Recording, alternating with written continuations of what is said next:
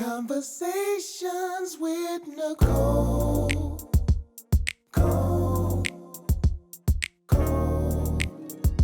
Conversations with Nicole. Let's talk about it. Tell me all about it. I'm here. I wanna know what's on your mind. The world needs to hear from you, and I'm so glad to have a conversation to reach the nation. And it's all about you. We'll help each other to discover innovative ways to positively change the world. Let's talk about. Let's talk about. Yeah. Let's talk about conversations with Nicole.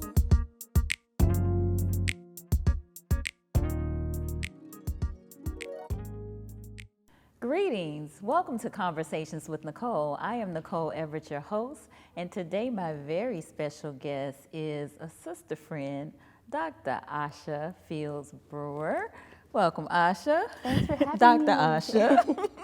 Excitement. Thank you for having me. Excitement. So, from Tallahassee, attended Florida State, creator of Healthy Conversations Yes. and the Temple Fit Company. So tell me a little bit more about that. I mean, I know, but for the sake of the viewers. Right, for the people. For the people. So I have been lovingly donned this title of Creator of Healthy Conversations because there's so many different pieces to what I do, but the umbrella is that I create healthy conversations everywhere I go. So when you look at the books that I've written 3, working on number 4. All right. And when you look at the Temple Fit Company Wellness Agency, where we teach the busy and overwhelmed how to live life abundantly, we have 30 different faculty who help us go out into the community and do that. Or when you look at our nonprofit, Temple Fit Health, Inc., it's a faith-based wellness nonprofit. In all of those spaces and all of those areas, I'm able to create these healthy conversations with people that go on within themselves, this dialogue of healing, but then it also happens around them. It's a dialogue of healing with those that they interact with on a regular basis. So that's what I'm able to do every single day. And I count it a gift, and I also count it a blessing to do that. Awesome. Now, I've had the great pleasure of participating in your She-T conference. Yes. And it has been phenomenal, a women's wellness conference that covers holistically wellness for women. So talk a little bit about that. Absolutely. Actually, you were an MC, and then you came back and sponsored. How amazing was that? And so She-T actually started 7 years ago.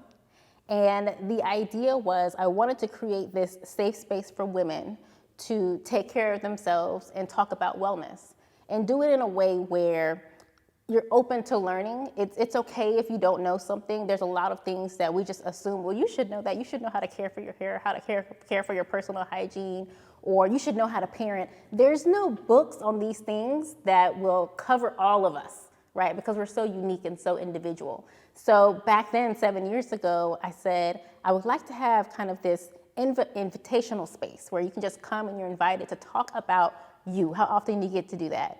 And we called it She-T, Self and Health Empowerment. And from there it grew. At that point, I wanted, Nicole, 100 people. And I planned for 100 people. Ask me how many people showed up. How many people showed 25. My little feelings were hurt. 25 people came, and about 15 of them were the planning committee, and then my mama. But now we're at a space, year 7, where we're preparing for year 7. In the last few years, we've had over 100 people to come and attend, and we've gone from just a few hours to now we celebrate for a whole month, and we end with a week packed of programming for women. And we cover all 6 strategic areas of wellness, and I'm very specific when I'm putting it together to make sure it's almost like telling a story. It's a continuation of that conversation so that women know how to take good care of themselves as well as they take care of other people. Absolutely. Well, don't despise small beginnings. Yes. You got to start somewhere. So true. Step 1 is always step 1, right? And of course, I was trying to take step 20 and year 1, but step 1 is always step 1, and it's to the point now where people ask about it. People will come in. We've had people come in from all over the Southeast region because we went virtual last year. We were able to bring in people all the way from California. So it's definitely grown. That small beginning blossomed into a beautiful tree. That's exciting. Well, talk about those 6 tenets a little bit. Sure. So there's these six strategies to having this good health, this 6 strategies of wellness. And one of them is physical, which we all know physical, we're aware of that, but physical even goes more deeply. It's not just exercising and eating, but it's also your hygiene. It's also getting proper sleep and enough sleep, so quality and quantity. It's also your spiritual well-being, so your values and your beliefs. It's also your intellectual well-being and curating your knowledge and creativity and being inquisitive, right? Discovery. It's also your mental and emotional well-being. I call that the me self, and the intellectual, the I self. So mental and emotional is really acknowledging your feelings and then acknowledging the feelings of those who are around you as well. And we have our social well-being, which is about creating those healthy relationships and releasing those that no longer serve you. And then your career and financial self, where you look into your skills, your talents, and your abilities, and you use those to create a legacy. And if we center our intentions around those 6 dimensions, then we become more well-rounded people. But oftentimes we're thinking of health as, I gotta sweat to eat grass, right? We like limit it so much, and it's like, but there's all these other things that encompass your total well-being, and that's really the goal of every conversation that I have. I want to create these healthy conversations and spark that desire to live in all 6 of those strategies. So what's the plan for SheTea this year? Okay, so we're virtual-ish Okay. because there's a surprise optional non-virtual piece. Okay. I know, intrigued. Virtual-ish. Now, I've heard of hybrid, but not No, virtual-ish. virtual-ish. Okay. This is a signature SheTea thing. Okay, all right. But this year we're excited. So the theme is exhale. And we're really focusing on releasing what no longer serves you and creating space for what does. Because I'll be the keynote this year. I didn't do a keynote last year when we did virtual. I was really just trying to create the space. But I'll be the keynote this year, and I'm going to go more into the process of breathing. We've spent the last year holding our breath. We spent the last year covering our breath with a mask, right? But this time we're going to go and say, well, what is this process of breathing? Why is it so important? Even God said, I'm going to breathe into you the breath of life. What does that mean? And we're going to break that down throughout the week. So we'll start off with myself as the keynote that Sunday. And then Monday and Tuesday, we'll bring back our mentors. So we'll be on Facebook Live. We do Sabbath Wednesday. We always do a Sabbath for SheTea, a time to just kind of rest and take a break. Then that Thursday is the virtual-ish option, which I'm going to keep a secret. Okay. But it's exciting, clearly. Then that Friday and Saturday is when we'll have our main workshops. And this year with Exhale, I have different pieces. So we have pieces on your marriage. We have pieces on dating. We have pieces on your oral hygiene, pieces on women's feminine hygiene. We have pieces on your money, unlearning money. So we have all these different pieces, but again, focusing on that, releasing what no longer serves you and creating space for what does. So I'm really excited, new little pieces. I'm gonna release my book that week as well. So just fun and exciting things. Exhale, I love it. Now, can you share with us the title of the book? Okay, so I will share that part. It's gonna also be Exhale. I figured as much. much. It kind of goes together, but it'll be Exhale Women's Affirmation Journal. Okay. So I got into the space now where God is telling me, you have words, you need to write them. And what we used to do as the signature gift was give them a mug, right? A tea mug, it makes sense. For SheTea. Exactly. And we would be in person. So everybody would have their mug and we would have these affirmations that we would do at the end with our mugs raised in the air, powerful experience. And the mug would reflect whatever the theme was. So it even got to the point where people would say, well, I wasn't here last year, but can I get last year's mug? So that became our signature piece. But when we went virtual, I looked at the cost of shipping mugs. And I was like, I don't even know if it's going to arrive in one piece and all of these things. And so I said, God, how can I bring people together? And he says, I'm giving you conversations. Just write them down. And so now we're at the space where there's a journal for each conference. So we had a journal last year, and we'll have a journal this year. So I'm excited. Exciting, exciting, exciting. Now, you mentioned 2020, and we had the social distancing, which I heard you call it physical distancing as opposed to social. Yes. We had the pandemic pivot. Yes. We had social unrest and a heightened awareness of systemic racism, bias, prejudice, discrimination, and the like.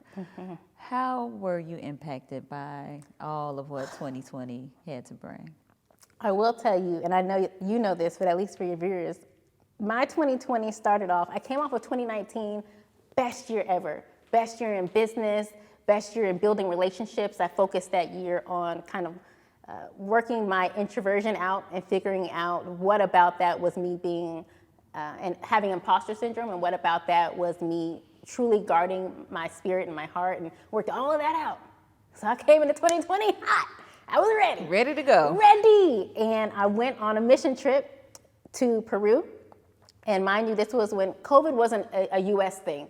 It wasn't everybody else's thing at that point. And I went on a mission trip to Peru, and everything changed. When we landed, you could see the tone of the entire world was completely different. When we landed, we all got our temperature checked, and we were in line for about 5 or 6 hours just trying to get processed. And when we were there, the government shut down the country and said no one out, no one in. And we were technically stranded in Peru. And that became the tone of 2020 for me. Wow. Where I'm ready to go, right? I'm ready to go. But then there's this kind of this block, this stop. And my mentality was, God, why would you allow us to reach such heights in 2019 and be ready to go to the next level only for us to drop? And I felt so emotionally tired. I was exhausted between trying to figure out what my business does now, because my business is focused on these conversations. We're in person for everything that we do, even being a chiropractor, in person for everything that I do, even providing different workshops for colleges and filling those contracts in person for everything that we do. When I got back home, we had lost $20,000 just off of canceled contracts. And I was like, God, I meant to close down my business for 2 weeks for a mission trip, not for a whole year. What do I do? And as you mentioned, God started giving me pivot. And so it became the year of the pivot. And I went from being so focused on, I have to make things happen, to more focused on, let me listen and understand my purpose a little better. And I started pivoting everything towards purpose. If it's not aligned with purpose, I don't want to do it. Nice. And if it's not going to push my purpose forward, I don't want to do it. Maybe it's something for somebody else. Maybe it's not for me. And it gave me this kind of open basket to say, I'm ready. Whatever it means, whatever I need to do, whatever I need to gather and put in this basket, I'm going to do that. And when I tell you, Nicole, that positioned me for 2021, because I'm in a space now where, and I told my business coach this, we've hit capacity about 4 or 5 times, and it's only April, in terms of people asking us things. Can you do this? Do you do this? Can you start doing this? We've hit capacity, but that's because my basket was empty last year. And I was able to fill it with what God said, this is your purpose. Don't misunderstand your purpose. This is your purpose. Wow. So it was essentially a huge pivot for me personally and professionally to prepare us for what purpose can be. I was limiting it too much to prepare us for what purpose can be, and that's where we are in this space now. Wow, that's a wonderful problem to have in 2021. Yes, Wonderful yes. problem to have. We are going to take a break right here, but when we come back, I want to hear more about what Dr. Asha has on the horizon. All right. Stay tuned for more conversations. Conversations with Nicole. The number 10 means longevity. It means that you've been doing something that you love for a long time and that you're good at it. What does the number 10 mean to me? 10, decade, new era, new beginning. One of the first memories I have is learning my times tables. And the easiest times tables of all were the multiples of 10. 10, 20, 30, 40, 50. It made math easy for an English major like myself. The number 10 to me means victory. It means community, collaboration. It means wholeness. The number 10 means to me, if you think of it in terms of 1 out of 10, 10 is top tier. So number 10 means you're the best. Congratulations to Conversations with Nicole for 10 full seasons. That is amazing. Conversations with Nicole. Let's talk about. Let's talk about. Let's talk about. Conversations with Nicole.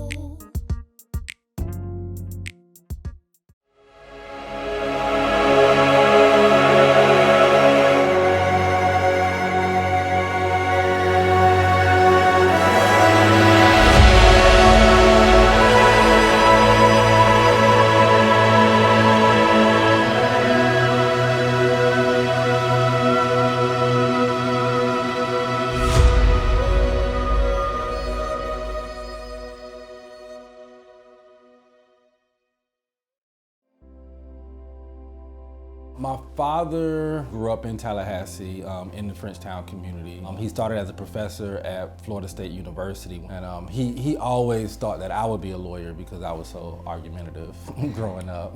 And I thought maybe I would be a patent lawyer after I became an engineer. So I did a couple of internships at NASA, and I didn't get the passion, I didn't get the thrill. I wasn't dealing with people one-on-one directly, so that's what I started focusing my path more towards law. There were a lot of challenges in, I wouldn't say in opening a firm, but just being in business. They teach you in law school how to practice law, they don't teach you how to run a business. So everything was kind of learn as you go, but I was able to create my own brand and do things the way I wanted to do things. We're really, really of the community. It's not just a branding type idea. We're physically in the community, and the work that we do is for the community.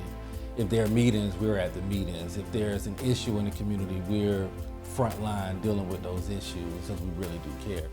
My dad also has an office down the street that's still in Frenchtown, and he always thought it was important for us to stay in our community because we can't complain about it. We can't complain about gentrification or anything else that's happening if we're the ones that's moving out or not reinvesting back in the community. I decided to do criminal defense after I did a couple of internships at the public defender's office. I saw everybody that were in shackles, that were defendants, they looked like me. I saw everybody who was prosecuting and who were the judges and who were the officers that didn't look like me. And so I wanted to help out those people that look like me, and it's my job to force that burden of proof, to make sure that the state attorney is doing their job, to make sure that law enforcement is doing their job. Because if they don't, then innocent people will be going to prison a lot more. Personal injury law is one of those things where you can get somebody that's just feel like their life is over because of a car accident, or their life is over because of a situation where a family member is killed or hurt really bad because somebody else did something wrong.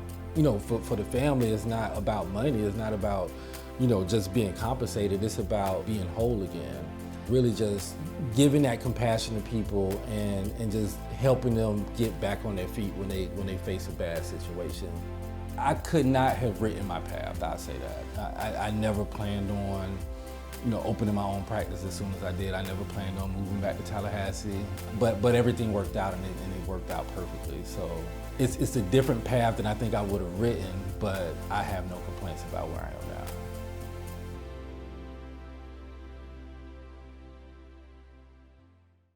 I'm Barbie Moro with Red Eye Coffee. Join me with Conversations with Nicole on the Greater Works Network.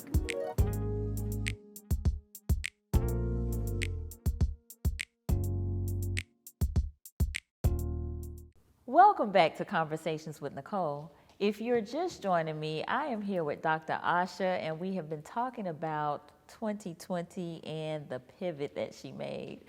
So in 2020, you started a radio show. You also had a few books that you put out, and you took a yoga. I know. You became a certified yoga instructor. I went to yoga summer camp. Yes. So what's interesting is that even going back to me talking about purpose and realigning, what is purpose really? These are all things that I wanted to do, but I just felt held up in some way. So I've actually wanted to become a yoga instructor for at least 2 years now.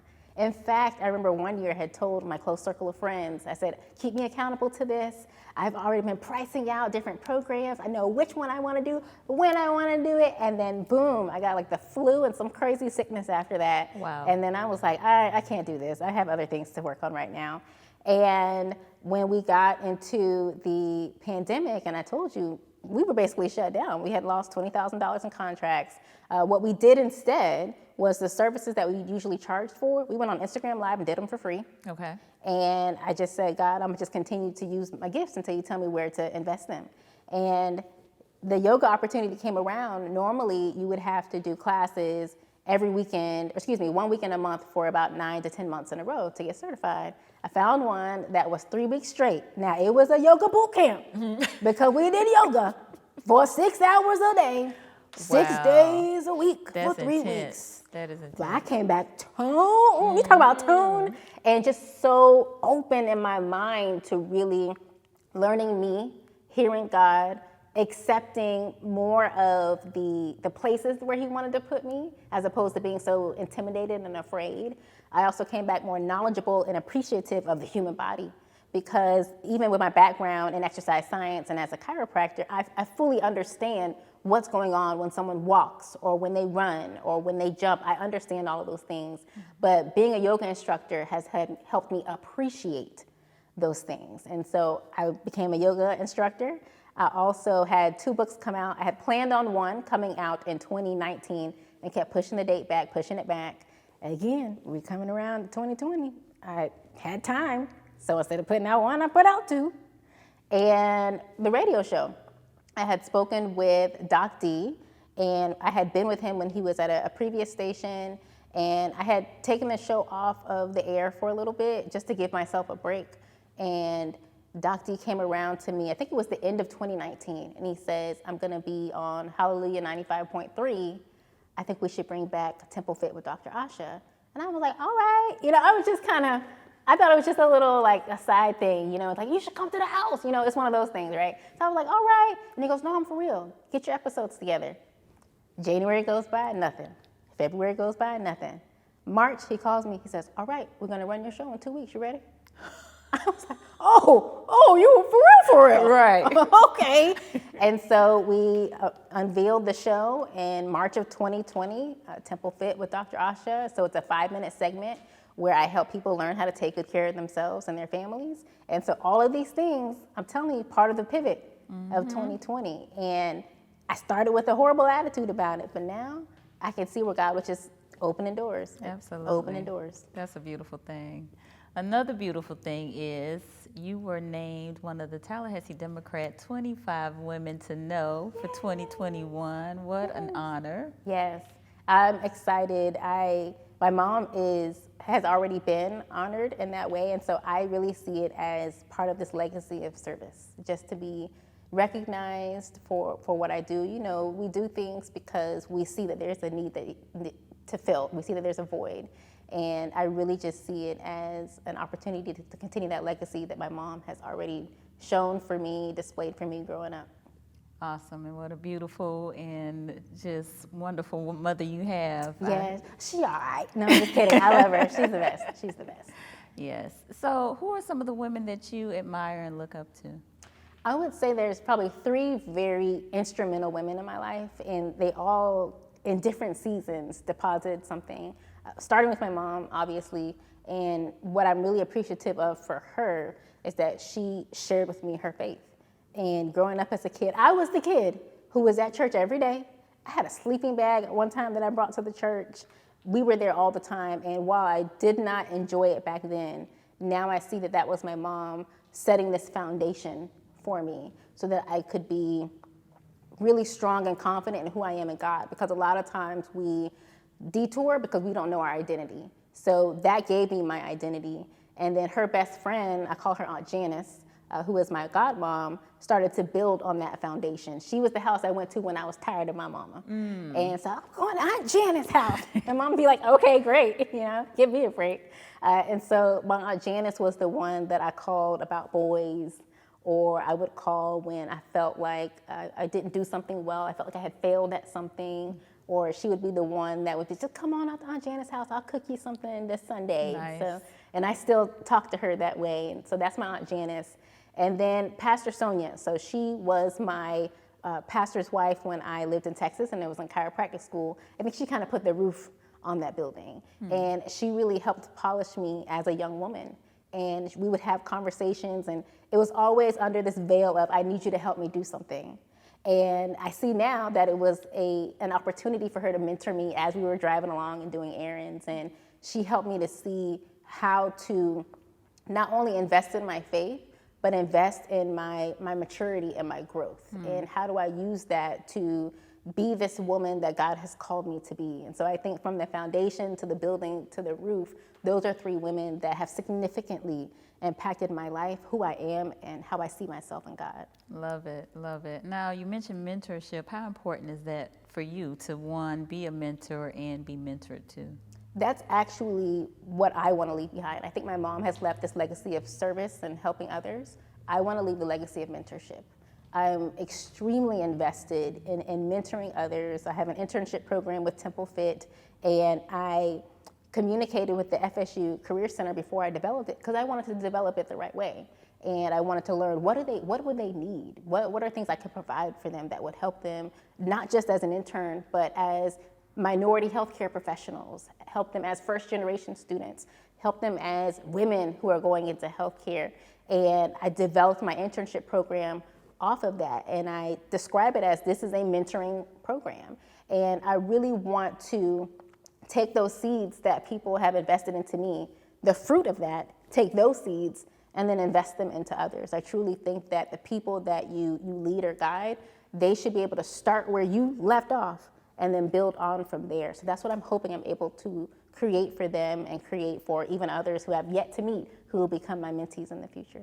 Okay, wonderful. And how has being a Black woman informed your leadership skills? I will say it's made me more confident in how I carry out my everyday purpose, but I also realize that comes with more challenges as well, because I face imposter syndrome, right? I face it all the time. I face being in a space where I'm the only one who looks like me, whether it be because I'm Black or because I'm a woman. I face also because I look very young, so I face also people thinking that I'm incompetent. And so there are times when it's such a challenge and God has to remind me, be confident in your own identity.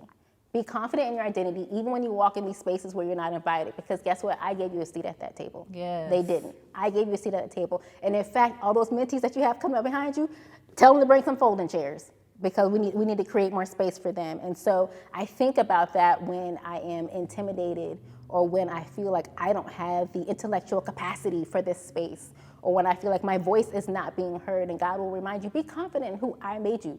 Don't try to fit in with them, because otherwise I would be wasting my energy. You'd be a duplicate. I made you unique on purpose. So be confident in the identity that I've given you. Walk in there like you know whose you are, and then remember you're creating space for everybody behind you. And so that's kind of how I use my Black womanhood to stand up for my values, my morals, and the ideas that I think need to be discussed. I love all of that. My final question is, what is your greater work? Those healthy conversations. It goes beyond me.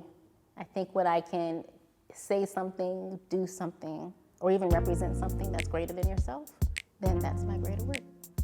Beautiful. Thank you so much for talking with me today, and please just continue doing your greater work, and I'll definitely be watching, of course. Thank you for having me. My pleasure. And thank you for joining us on Conversations with Nicole, where we are connecting the community through conversations. We'll see you next time.